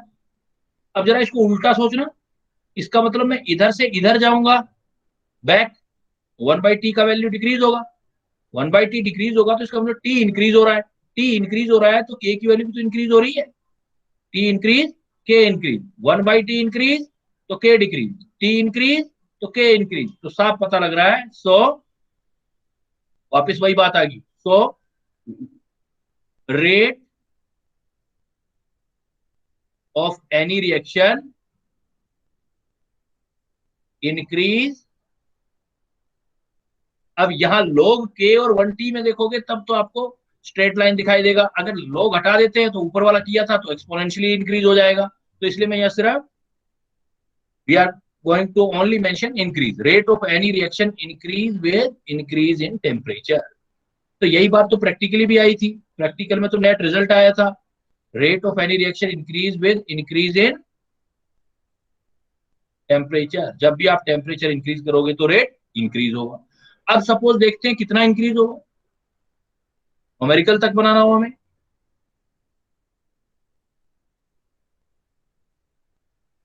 आपने सपोज क्या लिया, सपोज इनिशियल टेम्परेचर था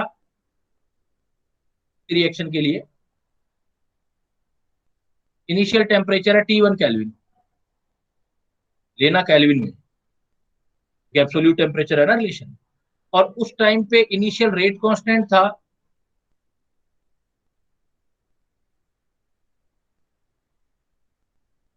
रेट कांस्टेंट नोट किया उस टाइम पे, तो ये आ गया हमारे पास K1। अब हमने फाइनल टेम्परेचर कर दिया T2 केल्विन, इंक्रीज कर दिया सपोज, एंड फाइनल रेट आ गया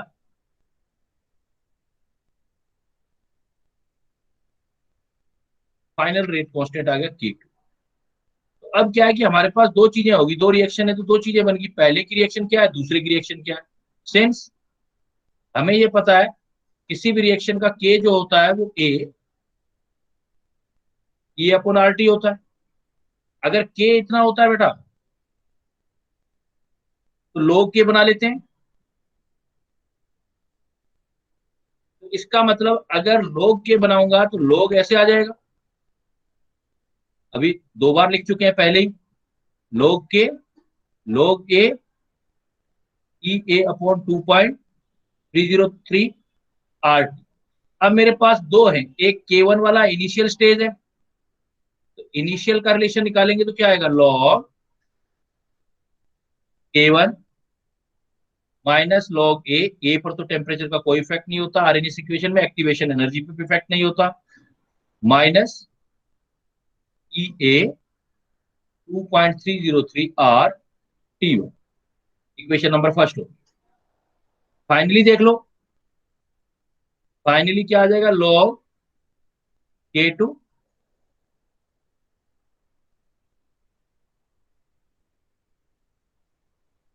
log K2 log A minus E A upon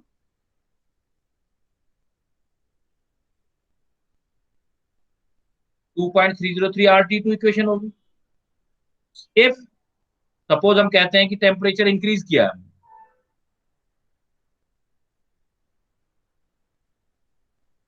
if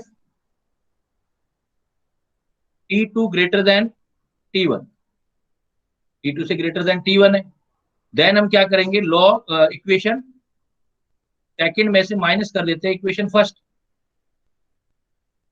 equation second में माइनस करेंगे तो ये कितना आ जाएगा, log K2 minus log K1, ए दोनों कैंसिल हो गए, ये पहले आ गया ई ए अपॉन 2.303 आर T2, फिर माइनस, फिर ये आ गया ई ए 2.303 आर T1।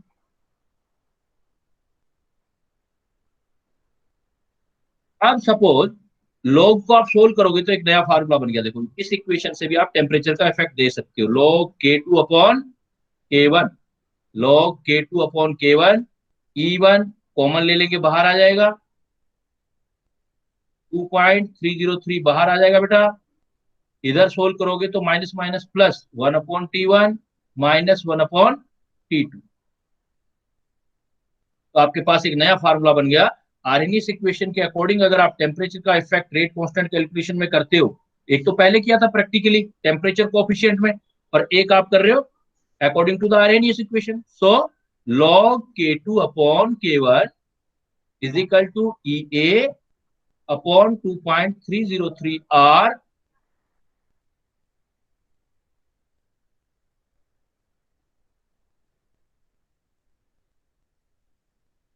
ये equation, log K2 upon K1 E upon 2.303 R T2 minus T1 upon T2। इसमें ध्यान रखना है टेम्परेचर ऑलवेज किस में लेना है, जो टेम्परेचर है वो केल्विन में लेना है, temperature in Kelvin, absolute temperature लेने। आर डिसाइड करेगा कि एक्टिवेशन एनर्जी किस में है, जिसमें एक्टिवेशन एनर्जी होगी आर उसी में यूनिट होना चाहिए, कैलोरी में है तो एक्टिवेशन एनर्जी कैलोरी में, बिकॉज ये क्या आ रहा है activation energy, K2 K1 calculate हो जाएंगे। और यहाँ पर मैं एक दोनों को मेंशन कर दूं, आजकल रिसेंट ट्रेंड इज दैट कि दोनों को मिला करके क्वेश्चन पूछ रहा है बेटा आजकल। आपने देखो टेम्परेचर का इफेक्ट दो तरीके से देख लिया, एक टेम्परेचर कोफिशिएंट से, एक टेम्परेचर कोफिशिएंट से, और एक एक आपने देख लिया ऐसे एब्सोल्यूट टेम्परेचर से। तो नॉट, इफ आपको टेम्परेचर, इफ टू टेम्परेचर, अभी 2016 में इसी पे प्रॉब्लम आया था बेटा, if two temperature are differ by 10 degree Celsius, then क्या हो जाएगा, 10 डिग्री सेल्सियस, सपोज इसका मतलब एक के वन जो हो जाएगा वो के टी हो जाएगा, और के टू जो हो जाएगा वो आपका, वो के टी प्लस 10 हो जाएगा। 10 डिग्री सेल्सियस है, देन आप के टू अपॉन के वन को क्या ले सकते हो, के टू को के टी और के टी प्लस 10 ले सकते हो, और that is known as temperature coefficient. पहले वाले के साथ वापस ऐड कर दिया भाई। तो कई बार अब क्वेश्चन जो आने लगा है कि यहाँ के टू अपॉन के वन की जगह you can direct use of temperature coefficient, is also very important बेटा। देखो कहां से कहां रिलेट हो रही है चीजें। लॉग, अगर ये टेम्परेचर 10 डिग्री हो तो यहाँ आप सीधा लिख सकते हो temperature coefficient is equal to E A upon,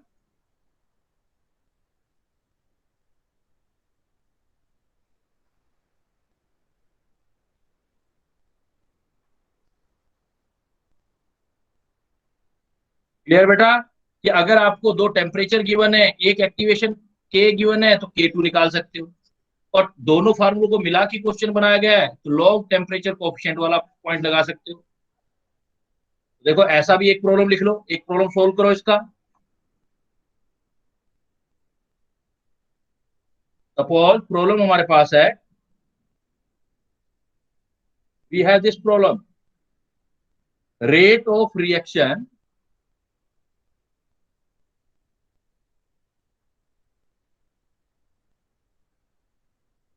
आपको पहले फर्स्ट वाले लेवल पे प्रॉब्लम करवा देते हैं, फिर दूसरे वाला लेवल हो जाएगा। सपोज आपका रिएक्शन ये हुआ, रिएक्शन भी दे रखा है हमें, रिएक्शन गिवन है कि ये C2H5I है सपोज, और ये रिएक्शन बना के बना रहा है C2H4 प्लस H, और ये फर्स्ट ऑर्डर रिएक्शन।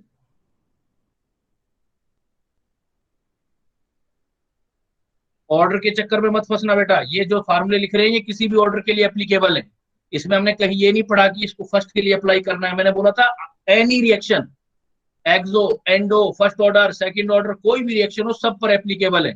तो जितनी भी आप रिएक्शन ये बनाते हो, जो आप फार्मूले बनाते हो, इफेक्ट ऑफ टेम्परेचर, ये भी लिखवा देता हूँ, एग्जाम में डाल सकता है question. Not effect of above temperature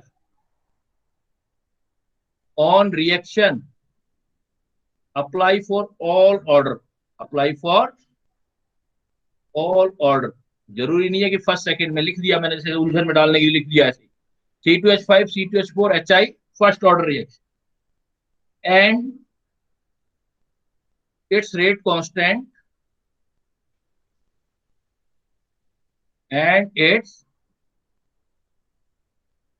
rate constant is 3.2 into 10 raised to power minus 4 per second, suppose at 600 Kelvin, and 1.6 into 10 raised to power minus 2 per second at 1200 Kelvin. Calculate the activation energy of reaction. Calculate the activation energy of reaction. करो calculate बेटा, सब कुछ है। देखो temperature दे रखा है T1 T2 K1 K2 दे रखा है, कौन सा फार्मूला लगाओगे, पहले फार्मूला बताओ बेटा, ये पता तो लगे कुछ समझ आ रहा है, बोलो रिस्पॉन्स करो।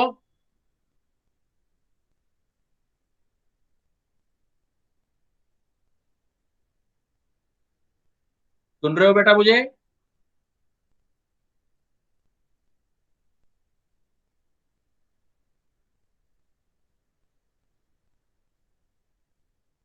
बच्चों आवाज आ रहा है मेरा?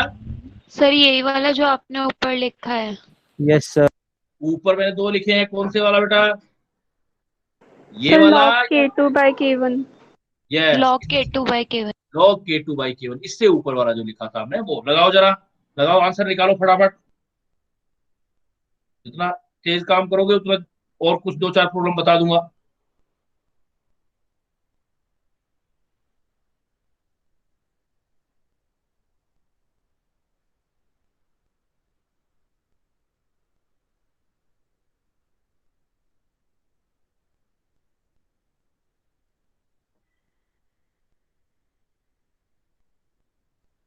ये लगेगा बेटा log K2/K1 EA upon 2.303R। बस यहाँ पर यूनिट का ध्यान रख लेना बेटा। log K2/K1 if it rate constant 3.210 - 4, और बाद वाला ये है बड़े वाला 1.610 - 2, और ये वाला है आपका 3.2 × 10⁻⁻⁴। Activation energy you want to calculate 2.303R। Temperature का डिफरेंस दोनों का दे रखा है 600 - 1200।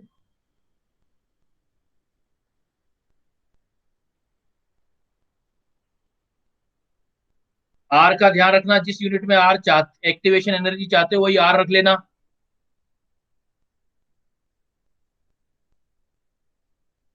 तो मान लो जूल में चाहते तो आर की वैल्यू जूल में रख देंगे, तो ये कितना हो जाएगा 16 2, और ये ऊपर चला जाएगा 200 log 10 2।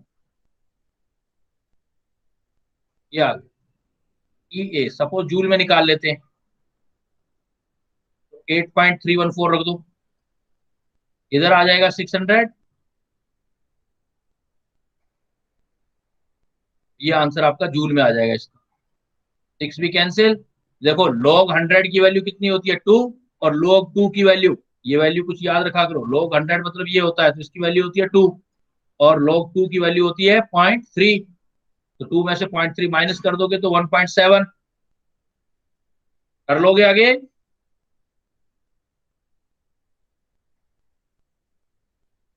log 100.2 की वैल्यू 1.7, ये इधर से आ जाएगा 2.303 8.314 इंटू 1200। जैसे मैंने आपको बोला है ये 19 ले लिया करो आप, तो ये जूल आ जाएगा। किलो जूल में करना हो एनर्जी आ जाएगी जूल में, 1000 से डिवाइड कर देना, वो हो जाएगा 1.7। ये आ जाएगा 19 के आसपास, और ये 1.2 आ जाएगा, 1000 से डिवाइड कर दूंगा तो किलो जूल में आंसर आ जाएगा। किलो जूल में पूछेगा ज्यादातर आपसे।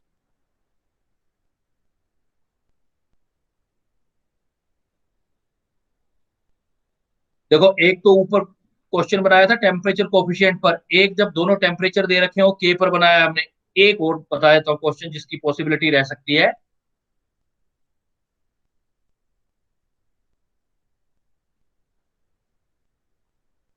इसमें ट्राई करना बेटा, ट्राई करो। Rate of reaction increase by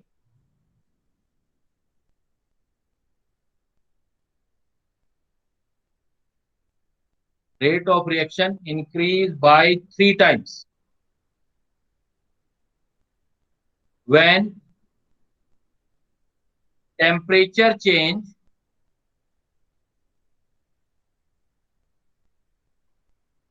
from 20°C to 30°C.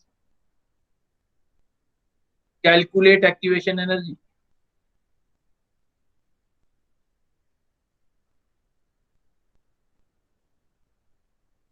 First of all, we need to choose the formula. कौन सा फार्मूला यूज करेंगे बेटा?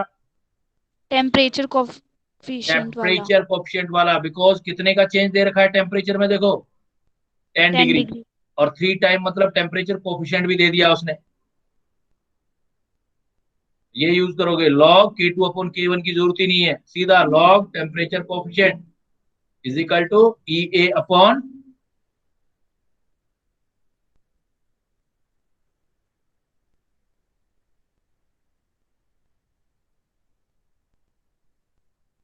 लॉग टेम्परेचर लॉग 3 की वैल्यू, एक्टिवेशन एनर्जी निकालना है, सपोज जूल में निकालना है आपको, 2.303 इंटू 8.314।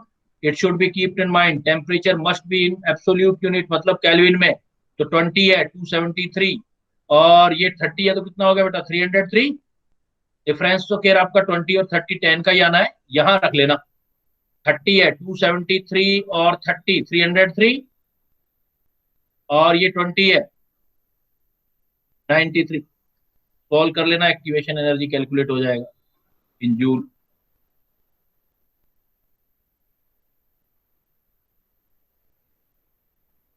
क्लियर बेटा? आज के टॉपिक में हम क्या पढ़ रहे हैं कि रेट ऑफ रिएक्शन पर टेम्परेचर का क्या इफेक्ट होता है। तो वो दो तरीके से देखते हैं, टेम्परेचर कोफिशिएंट से एक्सपेरिमेंटली, और एरहेनियस इक्वेशन से, उसके अंदर ही threshold, activation energy and collision theory कर लिया हमने। वहां हम जो देखते हैं वो इक्वेशन से देखते हैं, K is equal to AE upon RT। यहां पर मैंने आपको एक पॉइंट बताया था बेटा, वैसे क्वेश्चन एग्जाम में आ जाए,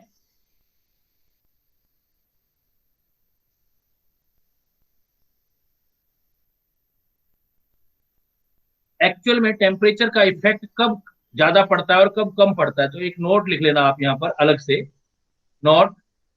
देखो, अगर एक्टिवेशन एनर्जी आपका कम होगा, लेस होगा, एक्टिवेशन एनर्जी लेस होगा,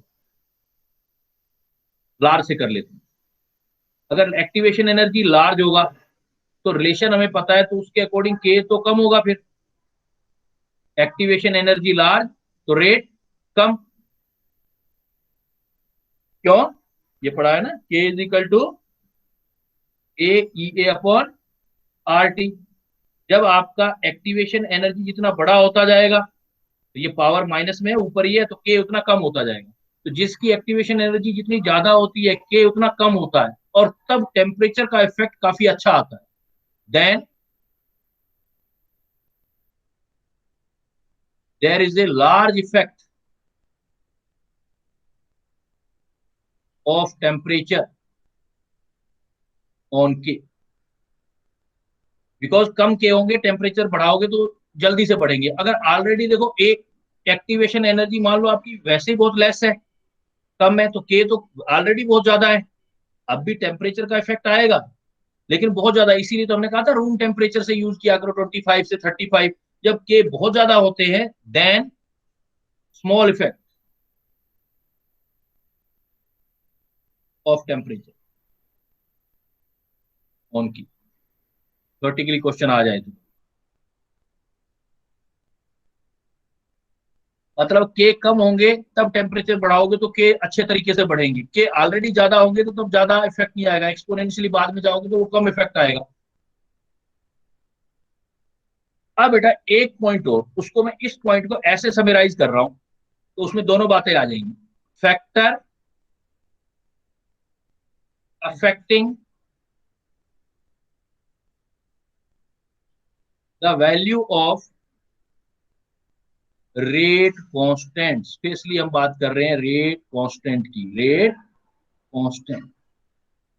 ऐसे फैक्टर तो अभी आपने देखे, एक तो काफी डिटेल पढ़ा दिया, दो ही फैक्टर है बेटा, एक है टेम्परेचर, वो हमने काफी डिटेल कर ली, और हमने बोला कोई सी भी टाइप की रिएक्शन हो, टेम्परेचर इंक्रीज करोगे तो रेट कांस्टेंट इंक्रीज होगा। दो ही चीजें अफेक्ट करती हैं, only two. One is the temperature, second is the catalyst. Chapter की स्टार्टिंग में बताया था मैं, catalyst.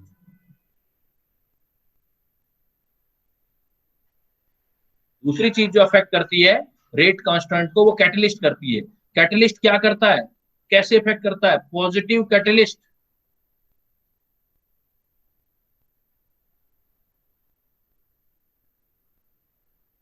Decrease the activation energy.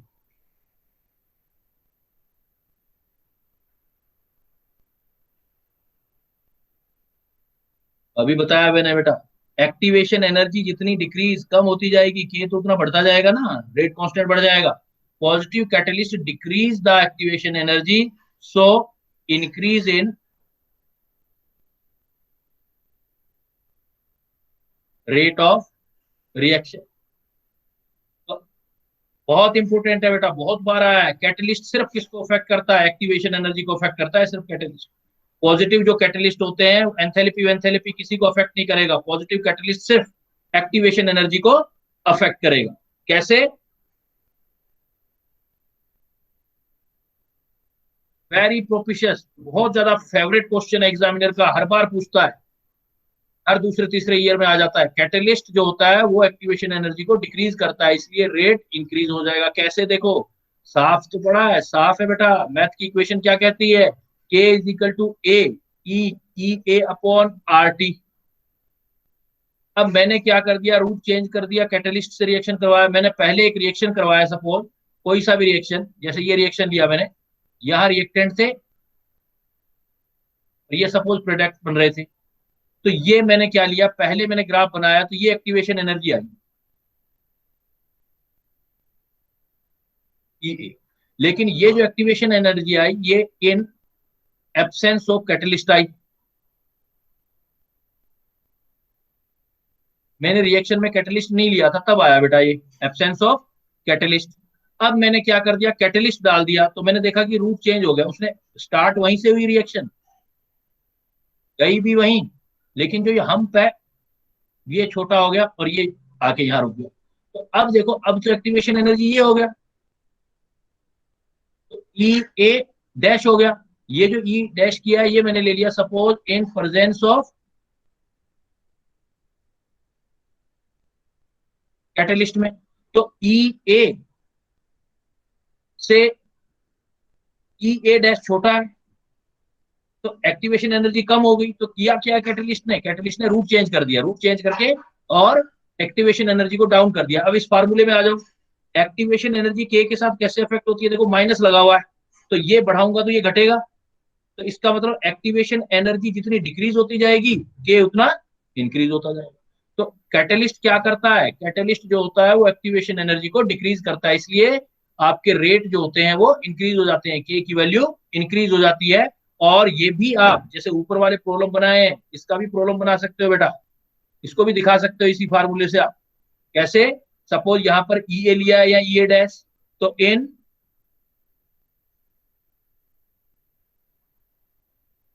Absence of catalyst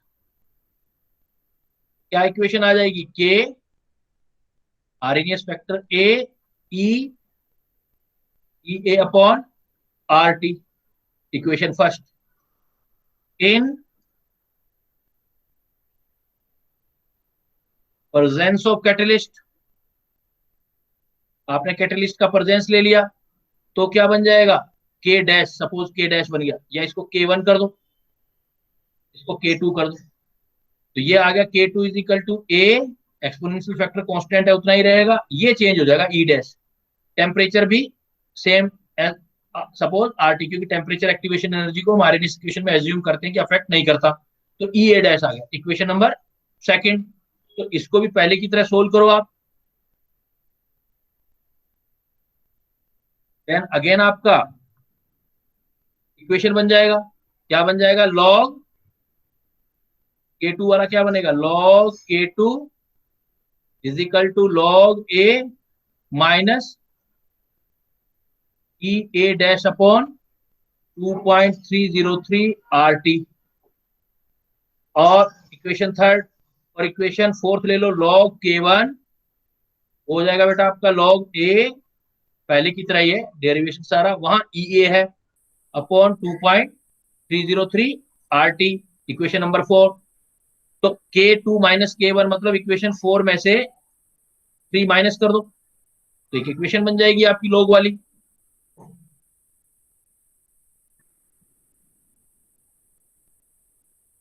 क्या इक्वेशन बन गया बेटा? देखो आपका लॉग फोर माइनस लॉग, तो इक्वेशन फोर और थ्री में करेंगे तो लॉग, थ्री में फोर करते हैं ना, थ्री में फोर कर देते हैं, तो log K two minus log K one E A dash upon 2.303 RT,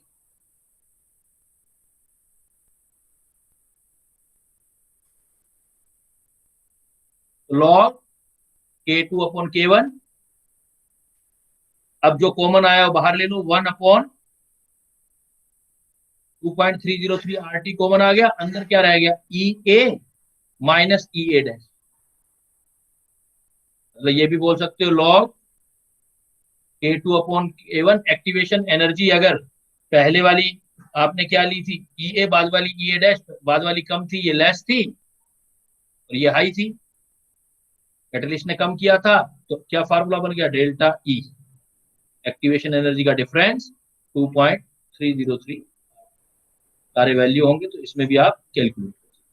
तो बेटा के की वैल्यू को दो इफेक्टर अफेक्ट कर सकते हैं, या तो टेम्परेचर अफेक्ट कर सकता है, टेम्परेचर बढ़ाने से रेट ऑलवेज इंक्रीज होता है, या फिर जो दूसरा अफेक्ट कर सकता है आपका इसको, वो कर सकता है catalyst. Positive catalyst activation energy को डिक्रीज कर देते हैं, इसलिए के इंक्रीज हो जाते हैं, और ये आप कैलकुलेट कर सकते हो कि यहाँ पर जो डेल्टा ई ए है एक्चुअल में ये क्या है, decrease in activation energy, change आया था ना, decrease in activation energy in presence of catalyst.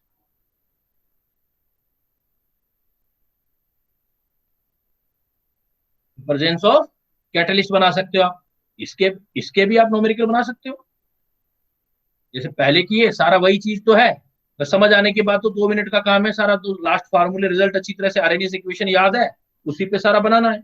Suppose एक प्रॉब्लम देख लो, सपोज बेटा मैंने लिया एक catalyst, a catalyst lower the activation energy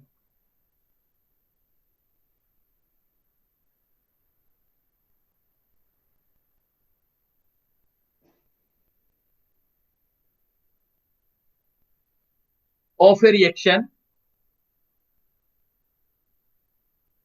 20 kilojoule per mole. A catalyst lower the activation energy of reaction 20 kilojoule per mole to 10 kilojoule per mole. Suppose ये कोई ले लिया, हमने कंडीशन ले ली, calculate the temperature at which the rate of reaction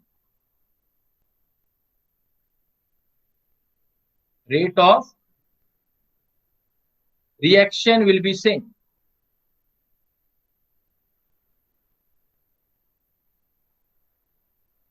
as, calculate the temperature at which rate of reaction will be same as rate of catalytic reaction, as rate of catalytic reaction is at 27 degrees Celsius, is at 27 degree Celsius. मैंने conditional case दे दिया बेटा, आपको घुमा दिया question थोड़ा सा, कैसे करोगे देखो, कहता है कैटलिस्ट डालने से अभी तक आप पढ़ रहे थे एक्टिवेशन एनर्जी कम होती है, कर दी भाई कम, और उससे क्या हो जाता है, रेट जो होते हैं वो चेंज होते हैं, लेकिन वो तो तब होंगे ना जब टेम्परेचर कांस्टेंट होगा। मैंने क्या कर दिया, क्वेश्चन ही बदल दिया, मैंने कहा वो चेंज जो आया था ना उसको मैंने खत्म कर दिया, के को रेट वापस वही मेंटेन कर दिया, तो बताओ ये किस टेम्परेचर पर होगा। तो इक्वेशन क्या है बेटा हमारे पास, K is equal to A upon R T. तो मान लेते हैं हमारे पास इन प्रेजेंस ऑफ और एब्सेंस ऑफ कैटलिस्ट करेंगे, तो ऐसे केसेस में जब भी ऐसा केस आ जाए तो आप क्या करना, क्योंकि के आपके इक्वल है, तो in suppose absence of catalyst, in presence of catalyst,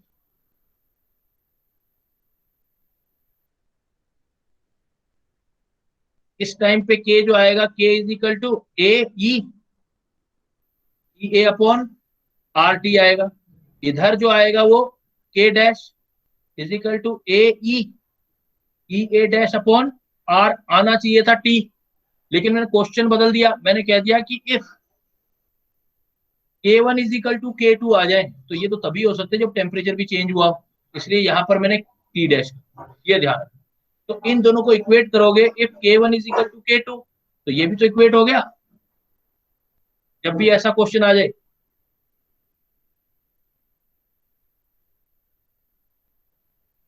तो करोगे क्या बेटा, ये हटा दो, सारा कुछ हटा दो, आप डायरेक्ट ये रख दो। जब भी ऐसा प्रॉब्लम आ जाए तो इसी कंडीशन को याद रखना, जब वो कह दे कि के की कंडीशन दे दे कि के इतना हो गया, के ऐसे कर लिया, और टेम्परेचर वेरिएशन करके पूछ ले आपसे, तो ई ए अपॉन आर को ही यूज कर लेना। तो क्या यूज कर सकते हो, ई ए अपॉन टी, सिंपल सा फार्मूला बन जाएगा, ई डैश अपॉन टी।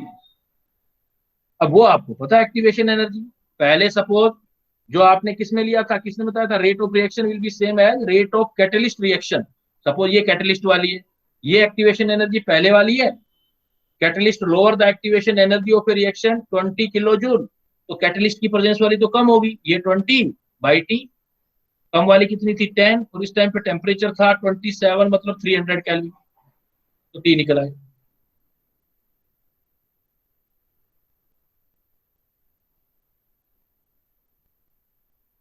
अगर ऐसा नहीं दे रखा होता, टेम्परेचर सेम होता, तो फिर के वेरिएबल होते, फिर वो ऊपर वाला फार्मूला लग जाता, K2 और K1 वाला फार्मूला लग जाता।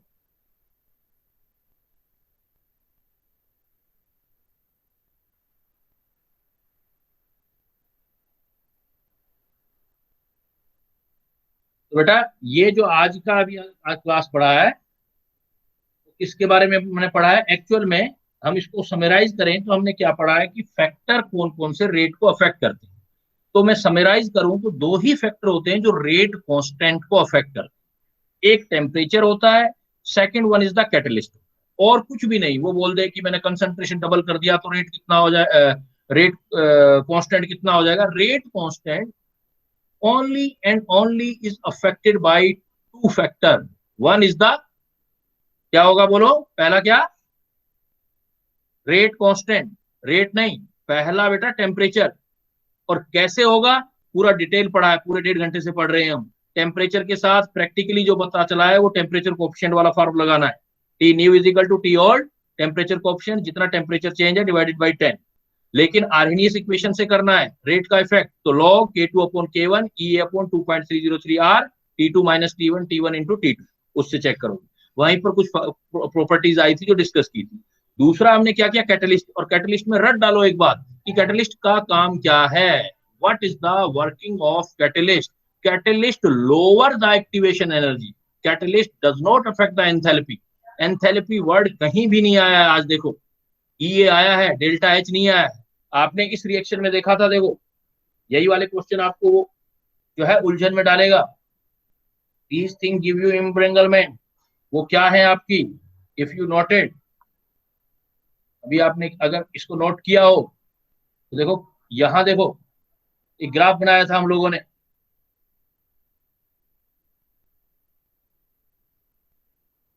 एक ग्राफ किया था बेटा हमने,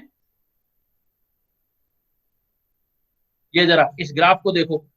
इस ग्राफ के अंदर देखो बड़ी इंपॉर्टेंट चीज, जो एंथैल्पी थी, एंथैल्पी क्या होती है बेटा, enthalpy is the difference between reactant and product energy, वो तो डेल्टा एच थी। वो पहले भी जब आपका कैटलिस्ट नहीं डाला था तब भी इतनी थी, जब कैटलिस्ट डाला है तब भी इतनी है। इट मींस क्या यार रिजल्ट निकला कि catalyst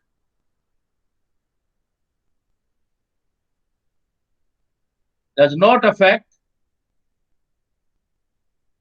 enthalpy of reaction,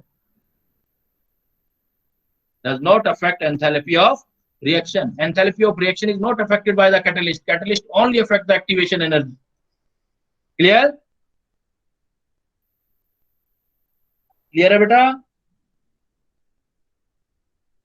yes sir. ठीक है बेटा, तो अब किसी का कोई पॉइंट है तो पूछ सकता है, फिर हमें इसका अप्रोक्सीमेट नेक्स्ट क्लास में हम इसको क्लोज कर देंगे चैप्टर को, फिर इसकी डीपीपी दूंगा। तो एक तो टेस्ट कर लेना आप और एक डीपीपी कर लेना। आज का यही सा टॉपिक है, 2-3 बार पढ़ोगे सारी चीज समझ आएगी, एक आधा क्वेश्चन मिलना ही है। बोर्ड में जाओगे वहां भी आएगा और उधर भी आएगा, फिर उसके बाद फिर देखेंगे नेक्स्ट कोई चैप्टर। सॉलिड स्टेट आप लोग कह रहे थे ज्यादातर स्कूल में स्टार्ट हो रहा है, तो सॉलिड करवा देंगे। लीव करो बेटा। कोई कुछ कहना तो नहीं चाहता, पूछना तो नहीं चाहता? No, sir. No sir. ठीक है बेटा, लीव कर रहा हूँ। Thank you, see you very soon for next lesson.